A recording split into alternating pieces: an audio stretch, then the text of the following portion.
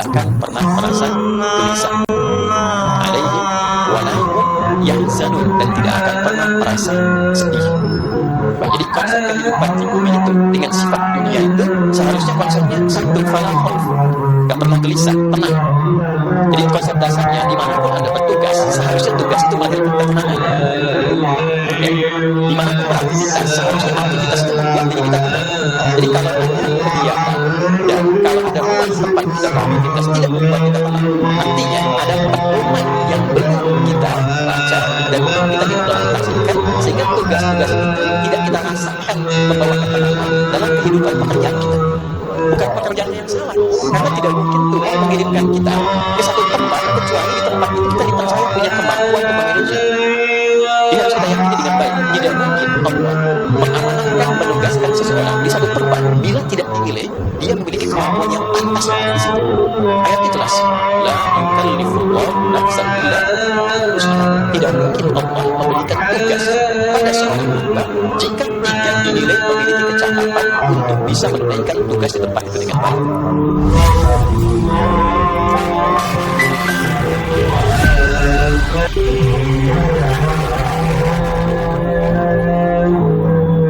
Waalaikumsalam warahmatullahi wabarakatuh.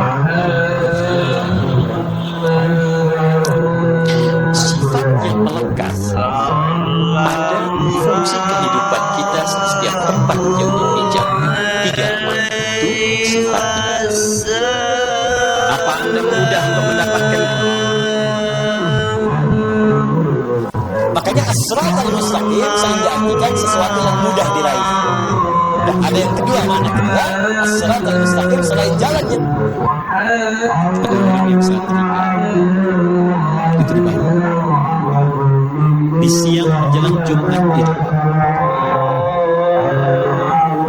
Itulah kemuliaan waktu fajar. Jadi Allah sendiri yang menyampaikan, bukan cuma sholat yang penting, semua bacaannya itu. Baik, di pertemuan yang lalu kita telah mulai dengan ayat yang pertama. Begini cara memahaminya. Al-Fatihah. Kalau kita ingin memulai bacaan Al-Quran, maka mulai dengan surah ini. Itu yang khusus. Al-Fatihah. Jika kita ingin, kalau kita ingin cepat dikabulkan doa, dituntaskan persoalan hidupnya, maka kata Allah harus tingkatkan apa? Sekarang kita ingin tingkatkan takwa, apa rumusnya? Takwa itu formulanya iman plus. Intinya di sini amal soleh. Jadi kalau kita kumpulkan amal soleh, kumpulkan itu salah satunya ciri meningkatkan takwa. Baik, di pertemuan yang lalu kita telah mulai dengan ayat yang pertama. Begini cara memahaminya. Al-Fatihah. Kalau kita ingin memulai bacaan Al-Quran, maka mulai dengan surah ini. Itu yang khusus.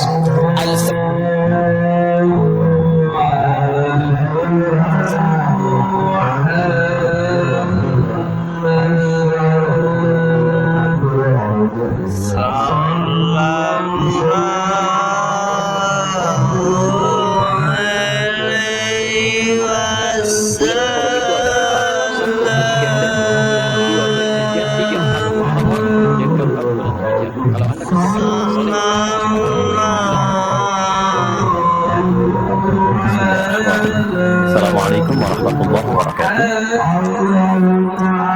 Alhamdulillah wassalatu wassalamu ala Rasulillah wa ala alihi wa sahbihi wa man wala.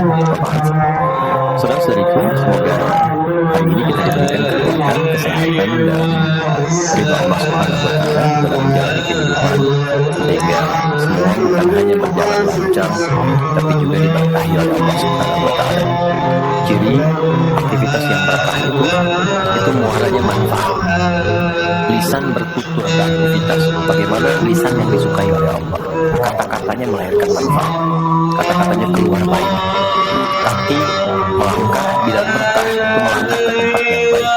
Demikian karya-karya udah boleh jadi desainer. Desainnya disukai Allah kan? Jangan sampai mendesain sesuatu yang Allah nggak suka. Dunianya dapat, tapi bekal akhiratnya tereduksi di dalamnya. Demikian pekerjaan yang Anda lakukan. Kalau bisa, konsepnya kan sangat ideal. Quran surah kedua ayat 201. Wa minhum man yaqulu rabbana atina fid dunya hasanah wa fil akhirati hasanah. Jadi mengejar akhirat itu konsepnya bukan meninggalkan dunia, justru mengkreasikan dunia sehingga dia punya value akhirat. Kalau berniaga, silahkan sukses-suksesnya, sekaya-kayanya, dan konversikan kekayaan itu untuk mencari bekal yang Allah sukai. Wujudnya bisa macam-macam, dengan kedudukan setinggi-tingginya, sehingga bisa membuat kebijakan-kebijakan yang Allah senangi, dengan ilmu seluas-luasnya, sehingga banyak manfaat yang kita niatkan sebagai ibadah karena Allah. Dengan tenaga sebaik-baiknya, mungkin ada yang di suara, mungkin ada yang di tangan, di kaki. Bilal kan cari surganya dengan suaranya, dengan adab, bukan dengan harta. Bilal ditawari jadi hakim agung sepeninggal Nabi, setaraf ketua MA, ya. Itu ditolak oleh beliau dengan halus, karena beliau passionnya memang menggunakan suara, bukan menggunakan yang lainnya. Baik, saya minta maaf dalam dua hal. Yang pertama, saya agak pilek hari ini karena memang beberapa kegiatan kemarin ada padat. Yang kedua, kita akan agak sedikit cepat karena kami ada agenda safar hari ini. Karena itu kita agak berbeda, mungkin agak lebih cepat dan supaya waktunya lebih efektif. Seperti yang telah kita sepakati bersama di bulan yang lalu, bahwa kajian kita akan terfokus pada pembahasan seputar sholat. Saya sudah buatkan kurikulumnya untuk sepanjang kajian ke depan, sehingga tahu apa yang mau dibahas, materinya sampai dengan waktunya. Mungkin nanti saya akan koordinasi dengan Mas Dimas atau dari musyawarah, kirimkan email. Saya nanti kirimkan baik dari materi pokoknya, schedule-nya apa yang mau dibahas di pekan keberapa, sampai dengan mungkin dasar PowerPoint-nya. Ada saya buatkan beberapa jadi PowerPoint. Baik, teman-teman sekalian, kenapa bahasan sholat menjadi penting? Ya, itu dulu. Dan menjadi bagian yang paling mendapatkan perhatian tinggi dalam Islam, baik di Al-Quran ataupun di hadis Nabi Sallallahu Alaihi Wasallam. Semua Nabi itu menerima wahyunya di bumi. Rata-rata semua di bumi. Musa yang viral di Bukit Tur Sina, kan? Kemudian Isa alaihissalam di dekat pohon tin zaitun wilayah Palestina. Demikian Nabi Daud dan seterusnya. Tapi untuk mendapatkan satu ibadah berupa sholat khusus bagi Nabi Muhammad SAW, tempatnya spesial. Inda sidratil muntaha, indaha jannatul ma'wa. Naimahnya langsung di dekat surga di sidratil muntaha. Bukan oleh-oleh yang Islam Arab itu kan mendapatkan sholat. Kalau Anda mau baca referensinya, bisa ditemukan di hadis Muslim tentang peristiwa ini yang akhirnya mendapatkan sholat. Subtopik yang nomor 1, kitab pertama, Kitabul Iman, nomor 1. Subtopiknya nomor 74, Babul Isra bi Rasulillah sallallahu alaihi wasallam ila salawat wa fadlis salat. Pembahasan tentang Isra'nya Nabi SAW sampai di langit dan mendapatkan keutamaan salat. Hadisnya nomor 162. Riwayatnya Imam Muslim. Imam Muslim menerima dari Syaiban bin Zaraf. Syaiban bin Zaraf menerima dari Hamad bin Salamah. Hamad bin Salamah menerima dari Sabit Al-Bunani. Sabit Al-Bunani menerima dari Anas bin Malik radhiyallahu ta'ala anhu. Beliau menerima dari Nabi sallallahu alaihi wasallam. Lengkap rinci peristiwa singkatnya mendapatkan salat. Dan salat menjadi pokok penentu amalan lain. Jadi kalau benar salatnya, benar hajinya. Benar salatnya, benar zakatnya. Benar salatnya, benar interaksi dengan Qur'annya. Dan benar salatnya, itu pasti baik hisabnya. Maka turun hadis spesifik yang banyak dihafal para ahli hadis jadi pegangan hidup sampai akhirat. Inna awwala ma yuhasabu bil 'abdi yawmal qiyamati as-shalah. Amal pertama yang akan dihisab di hari kiamat adalah salatnya. Idza salahat salaha sa'iru amali. Kalau baik semua amalnya, indikasinya dari salat. Wa idza fasadat fasadat sa'iru amali. Kalau salatnya enggak bagus, pasti ada pengaruh ke amalan lain. Dan itu sangat menentukan. Baik, kenapa salat? Ada apa di balik salat? Dan bagaimana cara salat yang benar yang melahirkan perubahan pada kehidupan? Itu yang coba kita turunkan sampai di bulan Ramadan pun ibadah pokoknya salat. Oke? Ibadah pokoknya salat. Sampai Nabi mengatakan, "Man qama Ramadan imanan wa ihtisaban, ghufira lahu ma taqaddama min dhanbihi." spesial untuk Ramadan. Orang yang sholatnya benar khusus di Ramadan, di malam harinya yang kita kenal dengan tarawih, kalau benar sholatnya dan ada getaran pada jiwanya, lalu dia berdoa spesifik, maka yang pertama Allah berikan mengampuni semua dosa yang pernah dia kerjakan selama ini. Nah, itu nggak main-main. Artinya merubah dia menjadi lebih baik. Itu sholat. Karena itu kenapa ada tambahan di Ramadan spesifik untuk meningkatkan sholat tarawih. Karena itu sesuatu yang sangat penting. Yuk, kita mulai.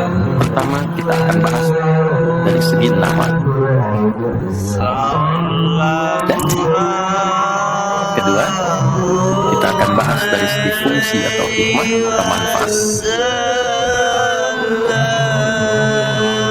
Baru kemudian yang ketiga, kita masuk kepada persoalan teknis penilaiannya, baik bacaan, cara, makna. Kita belajar dari mulai menunaikan bacaannya apa, maksud dari itu apa. Ya. Baik, kita mulai cepat. Salat. Apa itu salat? Doa. Apalagi? Kenapa doa disebut salat? Kenapa nggak disebut doa aja? Apa itu salat? Doa. Apa itu doa? Salat. Oke, yuk kita urutkan dari segi katanya. As-salat kurang lebih begini. Nanti ada versinya, ada yang pakai waw, itu ujungnya nanti kembali ke alif. Ini ya, teman-teman, salat itu seakar dengan kata sila. Silakan. Seakar verbnya, kata kerjanya dengan kata wassalah. Usul. Sila dalam bahasa Arab artinya sesuatu yang terhubung kuat, sehingga dengan erat dan kuatnya ini sulit dilepaskan. Pernah dengar silaturahmi? Ya? Kenapa disebut dengan silaturahmi? Karena ada hubungan perhatian kasih yang dalam, sehingga dimanapun dia masih tersambung untuk memperhatikan. Jadi silaturahmi itu bukan begini, bukan Anda kumpul menyapa di teman yang hadir. Itu bukan silaturahmi. Anda menyapa orangnya ada, wajar, orangnya masih ada. Tapi ketika Anda pulang, Anda mendoakan dan support pada kebaikan, itulah silah namanya. Nah, hubungan yang melatih kita supaya terus terhubung dengan Allah, sehingga tak terpisahkan pengawasan Allah kepada kita, perlindungan Allah kepada kita, pemberian Allah kepada kita di setiap waktu dan tempat dimanapun. Itu dinamakan dengan sholat namanya. Karena itu ciri keberhasilan orang yang sholat yang pertama kali dapatkan adanya konektivitas dengan Allah, sampai dia koneksinya ke Allah. Karena itu disebut usul. Kenapa secara fikih dinamakan dengan doa? Karena saat berdoa kan terkoneksi dengan Allah, ya kan? Nah, doa yang terkoneksi secara formal kepada Allah itu disebut dengan sholat. Quran surat keempat, dalilnya An-Nisa ayat 103. Quran surat keempat ayat 103. Paling kanan agak sedikit ke atas di mushaf standar.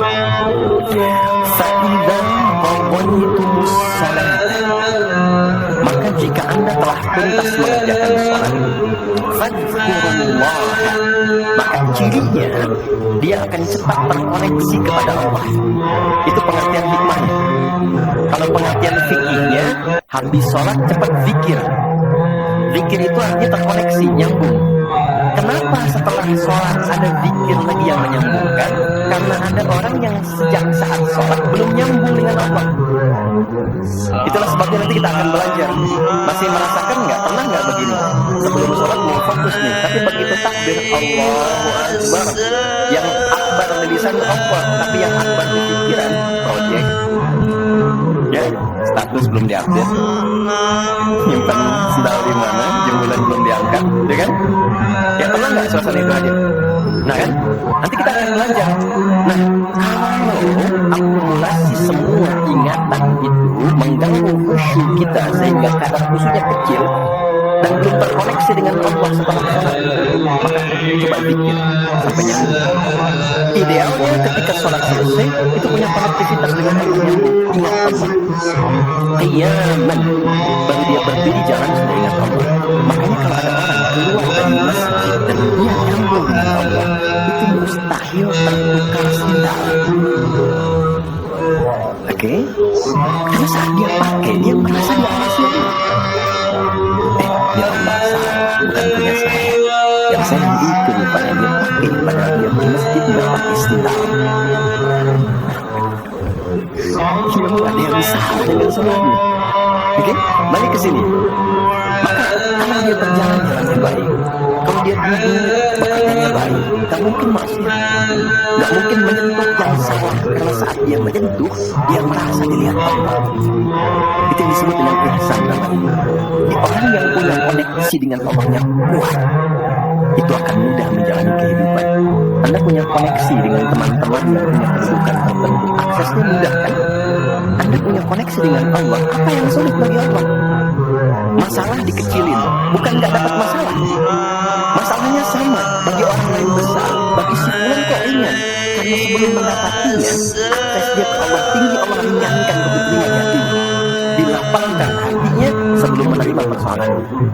Jadi ketika menerima persoalan, dia tinggal senyum aja, selesai. Macet yang lain juga bisa. Alhamdulillah macet. Bisa apa lagi? Bisa baca dulu, bisa mengerjakan yang lain dulu. Semua dibaca dengan nyaman karena konektivitas yang tinggi dengan Tuhan. Jadi ternyata ketika diminta menunaikan kepada sholat, ada hal yang sangat besar yang Allah ingin berikan kepada kita semua. Saya ingin tanya teman-teman, berapa waktu yang Allah mintakan kepada kita untuk menunaikan sholat? Berapa? Tiap hari kita kerjakan 5 kan? 5 kan? Nomor koneksi dengan Allah, masih ingat nomornya? 24, 4, 3, 4 klik. Baik. 2 subuh, 4 duhur, 4 asar, 3 maghrib, 4 isya kan? Saya bikin status. Ya kan? 5 waktu kan? 5 waktu kan? Kenapa 5 waktu? Salah satunya karena di dalam Quran diisyaratkan orang yang benar sholat sesuai dengan yang diajarkan Nabi, sesuai yang diisyaratkan Quran, akan mendapatkan 5 kemuliaan dalam hidupnya yang tidak didapatkan oleh orang yang tidak sholat. 5 ini, itu yang coba kita akan keluarkan. Itulah sebabnya kenapa sholat sangat ditekankan, kenapa sholat diwajibkan.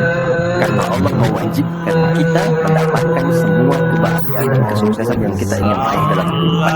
5 ini. Yuk kita mulai. 1. Izinkan saya memulai dari sini supaya kita punya motivasi untuk menunaikan sholat. Jadi kalau nggak tahu yang 5 ini, cara pandangnya kepada sholat jadi beban. Baru ada subuh, dah salat, baru apa yang isya lagi, kan?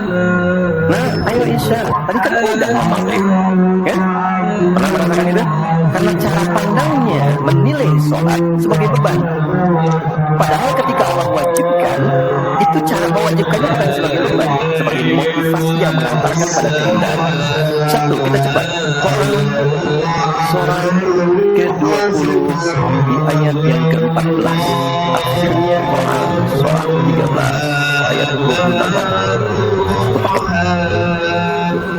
Kita pakai Quran hadis aja ya, biar nggak bisa didebat. Oke, Quran surah ke-20 ayat 14. Innani ana Allahu la ilaha illa ana fa'budni wa aqimis sholata li dzikri. Sayalah Allah, kata Allah. La ilaha illa ana, gak ada Tuhan yang lain dipertahankan kecuali saya. Ini kalau kita belajar ngaji tentang tauhid, ya, belajar mengaji tentang dasar keyakinan akidah. Ini ayat yang paling real, yang paling mudah dipahami, yang paling kuat pengakuannya. Saya coba mengumpulkan koleksi beberapa kitab-kitab yang disucikan. Saya kumpulkan, nggak ada satu pun kecuali di Quran yang tegas mengatakan, Tuhannya langsung mengatakan, tidak mewakili perwakilan. Saya lah Allah, satu-satunya yang dipertuhankan sembah saya. Coba di Quran. Kita simpan ini dalam bab tauhid. Sekarang kita teruskan. Bagaimana cara menyembahmu ya Allah? Fa'budni wa aqimis sholata lidzikri. Tunaikan sholat ya, sebagai pembuktian penyembahan kepadaku, lidzikri, untuk mengoneksikan dirimu denganku. Satu, sholat adalah pembuktian sebagai pembuktian iman. Pelan-pelan. Yang pertama, teman-teman sekalian, ketika Allah menerangkan fungsi salat yang pertama untuk membangun konektivitas yang kuat dengan Allah, itu ternyata dasarnya bukan materi, bukan kedudukan, tapi perhambaan. Supaya engkau membuktikan diri engkau itu hamba sembaku lewat salat. Jadi kalau ada orang yang mengatakan Tuhanmu siapa? Allah, tapi dia nggak mau sholat, itu kata Nabi belum sempurna kebertuhanannya kepada Allah.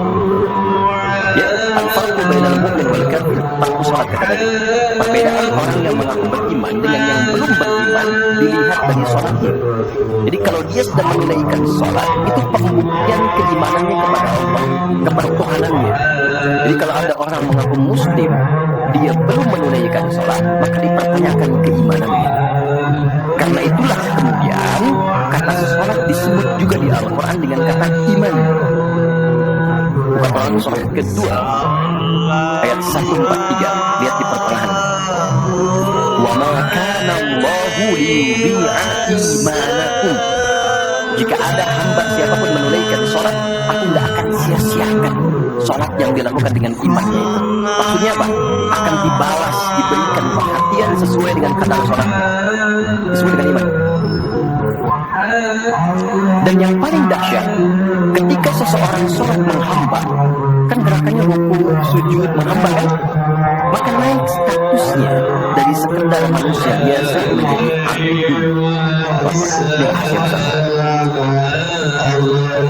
Perintahnya fa'budni yang kita baca iyyaka na'budu, asal katanya dari kata abada, orangnya abdun, zamannya ibadah, dan tidak pernah disebutkan dalam Quran kata abdun kecuali untuk mengangkat derajat hamba di hadapan Allah. Coba Nabi Muhammad ketika peristiwa Isra dan Mi'raj dipanggilnya dengan nama Quran surah 17 ayat 1. Subhanalladzi asra bi'abdihi. Tidak disebut Nabi, tidak disebut Rasul, tapi abdun. Nabi Sulaiman ketika diberikan kekuasaan besar, punya kedudukan yang hebat sampai menundukkan awan. Ya, sebelum songgohan punya awan kinton, Nabi Sulaiman sudah punya duluan. Suka ya tanah tahun 96 kan, bikin komiknya. Saya nggak tahu baca itu atau tonton, tapi saya tahu. Itu awan ditundukkan, angin mulai balik. Ketika mendapatkan kedudukan itu, sifat yang disebutkan abdun, bukan Nabi, bukan Rasul. Quran surah 38 ayat 30. Wa habna li Dawud Sulaiman ni'mal abdu. Oke, Nabi Zakaria alaihissalam ketika akan diangkat statusnya dari suami menjadi ayah dan sudah berharap tinggi, dikabulkan, naik status, diberikan anugerah, disebutnya dengan abdun. Quran surah 19 ayat yang kedua. Dzikra rahmat rabbika abdan Zakaria.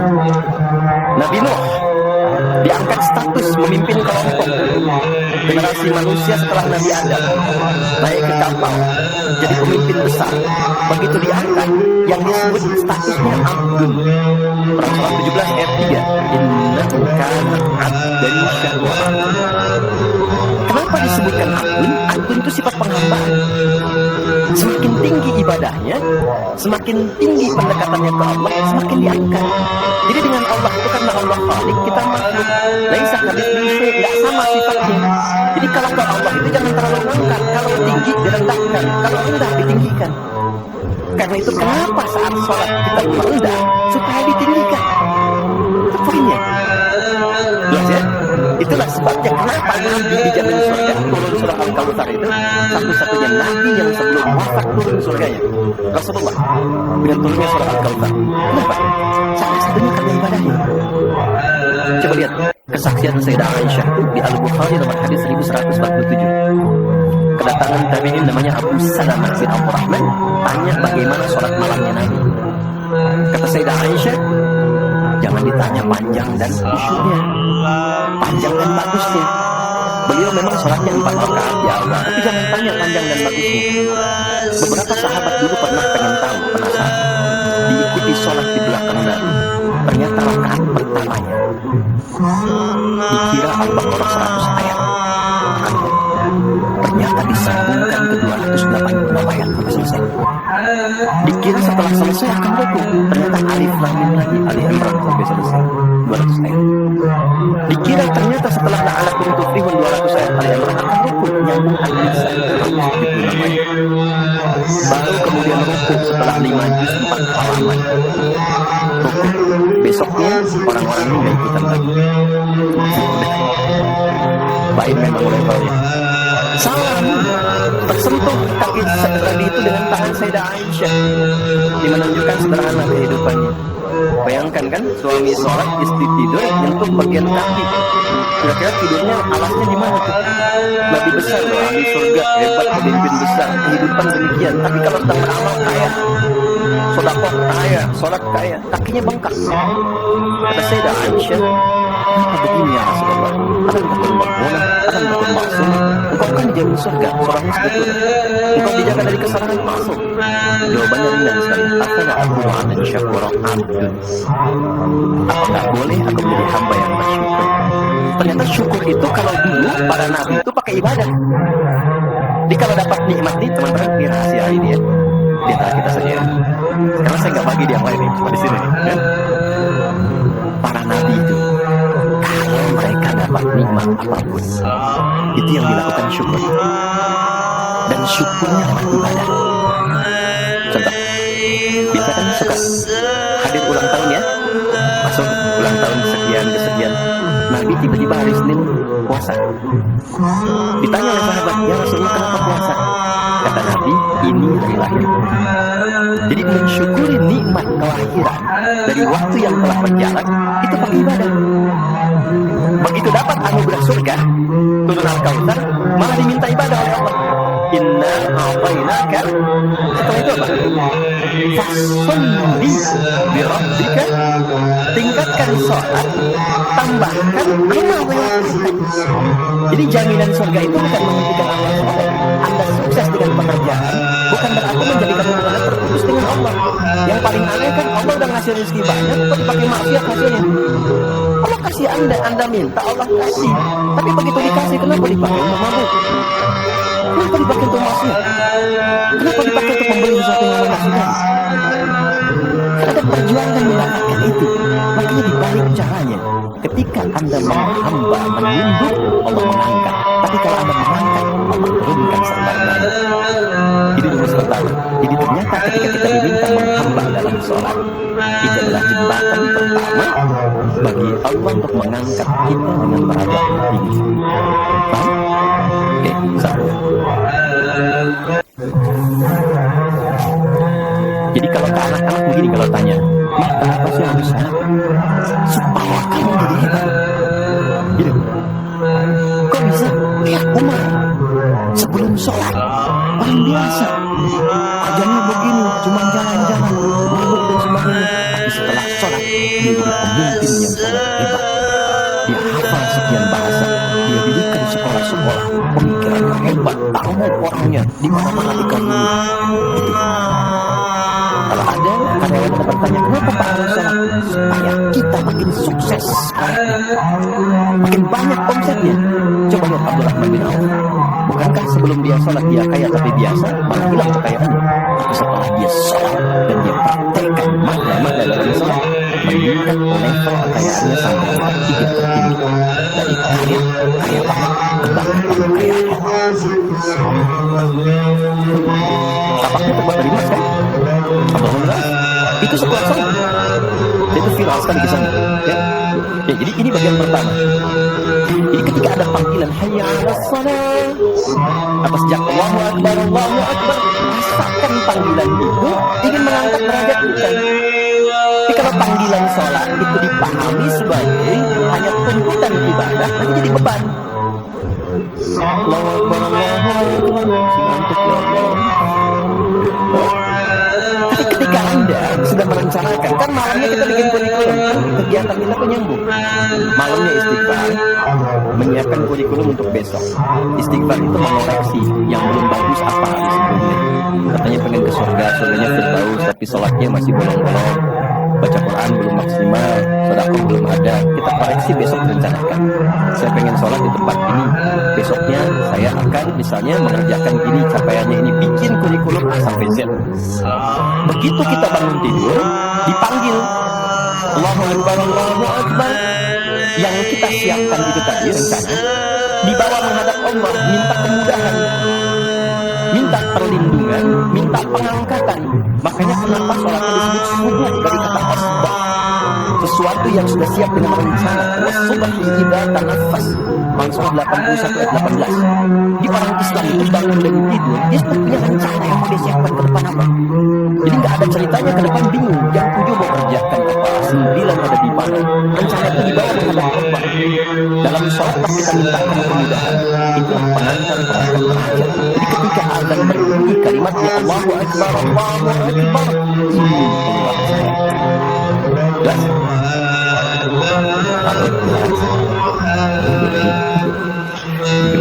Masih di sini. Wa aqimis sholata lidzikri, tunaikan salat untuk mengingat. Apa manfaat zikir? Apa manfaat zikir? Kembali ke Quran surah 13 ayat 28. Ala bi dzikrillahi tatma'innul. Yakin ala itu harful isbah wa taukid, huruf yang berfungsi menginformasikan dan menegaskan. Kata Allah, yakinkan pada jiwamu, semakin banyak engkau berzikir, dampaknya semakin tenang hatimu.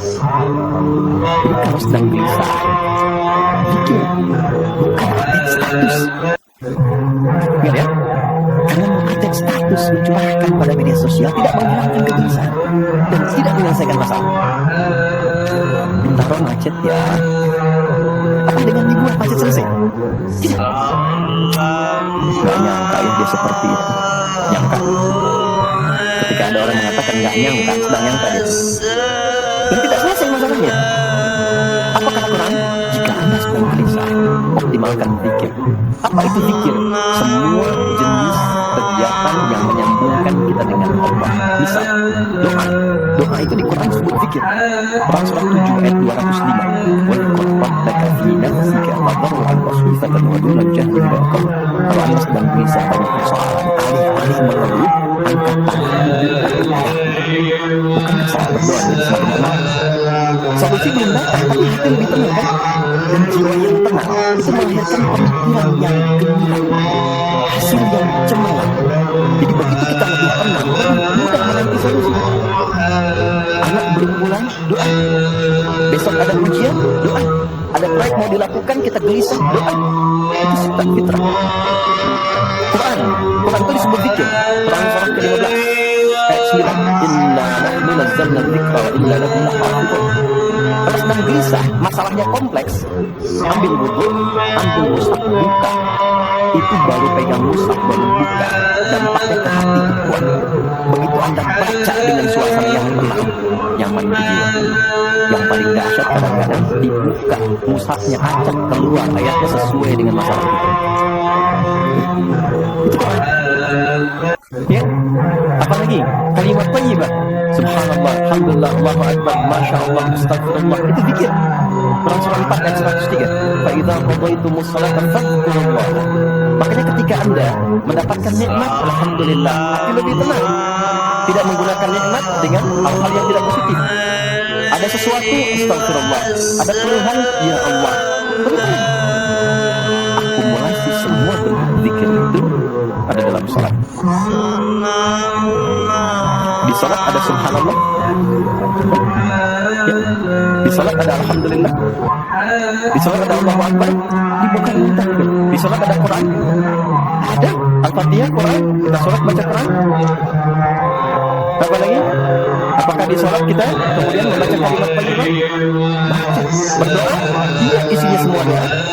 Maka ketika semua ini zikir dikumpulkan, itu berubah menjadi salat. Dan kalau satu zikir saja membuat tenang, apalagi sholat. Makanya sholat itu jangankan ibadahnya, tempatnya saja bikin tenang. Coba teman-teman, misalnya Anda ada masalah nih di kantor, mampir ke masjid. Itu buka pintu masjid baru masuk, tenang. Makanya saya sering katakan, sering share dengan beberapa kawan, Anda kalau sedang kerja, coba pulangnya jangan langsung ke rumah, mampir ke masjid dulu. Yang terdekat ya dengan rumah, yang terdekat. Mampir ke masjid, sholat 2 rakaat. Di situ sampaikan, ya Allah, aku telah berikhtiar seperti apa yang telah Engkau perintahkan, dan aku bertawakal akan rezeki yang telah Engkau tetapkan. Itu begitu Anda selesai berdoa pulang, yang dibawa ke rumah aura masjid bukan aura kantor. Dan istri anak-anak di rumah mendapatkan ketenangan yang sempurna. Jadi menerima Anda itu terima dalam keadaan yang penuh dengan ketenangan. Jadi ketika menyambut anak, ayah, papa, papi, buya, Anda itu enak menerimanya. Coba kalau nggak percaya, rasakan itu. Ke masjid itu beda dibanding rumah sendiri. Rumah Allah lebih tenang kan? Itu adalah tempatnya dan puncaknya Ka'bah yang menjadi kiblat. Kita ada di Quran surah kedua ayat 125. Wa idh ja'alna al-baita mathabatan lin-nasi wa amna. Dan pelajari, pahami, renungi ketika aku tetapkan dengan keagunganku Ka'bah pusat ibadah yang menenangkan. Sebanyak apapun Anda punya kesulitan, depan Ka'bah itu ngalir air mata, tenang aja. Pancarannya masjid. Ya. Masya Allah ya. Nah, amalannya sholat. Jadi ambil suasana itu, bawa ke dalam diri kita untuk menghasilkan apa yang kita harapkan. Yang kedua, jadi intinya kalau sedang tidak tenang, gelisah, ada persoalan, atau bahkan ya, untuk menentukan satu urusan. Kalau Anda bingung, merasa ada saingan yang tidak sehat, merasa ada orang-orang yang mungkin mengganggu, lakukan sholat sebelum berangkat. Tahu Imam Al-Bukhari ya? Beliau menulis Sahih Al-Bukhari kan? Itu sebelum menulis setiap satu hadis, sholat 2 rakaat. Kalau tenang, baru dituliskan. Tidak tenang, dia sholat 2. Ditulis di Masjidil Haram, diselesaikan di Masjid Nabawi. Itulah sholat. Makanya semua nabi yang pernah bertugas di bumi itu sholat. Dan kita yang paling sempurna caranya. Nabi Isa, Yesus, sholat. Quran surah 19 ayat 31 sampai 33-nya. Wa awsani bis shalah. Allah mewasiatkan padaku untuk salat. Nabi Zakaria salat. Quran surah ketiga ayat 39. Karena ayat al-malaikatu wa huwa qa'imun yusalli fil mihrab. Nabi Ismail, kakek Nabi ke-29, bahkan meminta keluarganya disiplin salat. Quran surah 19 Maryam ayat 55. Wa kana ya'muru ahlahu bis shalah. Jadi kalau kita urutkan dari awal sampai ke Nabi Muhammad SAW, atau kita tarik mundur dari Nabi Muhammad ke Nabi Adam AS, tidak ada satupun Nabi yang bertugas di bumi kecuali mereka sholat. Muhammad SAW bin Abdullah bin Abdul Muttalib bin Hashim bin Abdul Manaf bin Qusay bin Marwan bin Kilab bin Ka'ab bin Ghalib bin Fidir bin Malik bin Nadar bin Kinanah bin Khuzaimah bin Murika bin Ilyas bin Nizar bin Mudar bin Ma'ad bin Adnan bin Adi bin Adri bin Muqawwal bin Nabur bin Ya'ad bin Yasbid bin Ismail AS bin Nabi bin Ismail AS bin Ibrahim AS bin Adar bin Nahur bin Amir bin Kinan bin Al-Fakhshad bin Salim AS bin Yahdai bin Al-Qishara bin Kinan bin Al-Waf bin Kif bin Adar AS. Semua bersama. Ayo ulama. Oke. 3. Quran surah 29 ayat 45. Salat bila dikerjakan dengan benar akan merubah pelakunya menjadi lebih baik. Secara singkatnya, sholat mendidik kita menjadi pribadi yang baik. Nah, sumber keburukan itu yang menjadi lawan dari baik itu ada 2. Jadi kalau ada orang yang tidak baik, anak yang kurang baik, ayah yang kurang baik, ibu yang kurang baik, itu artinya ada satu dari 2 ini yang melekat pada dirinya. Satu disebut dengan fahsya.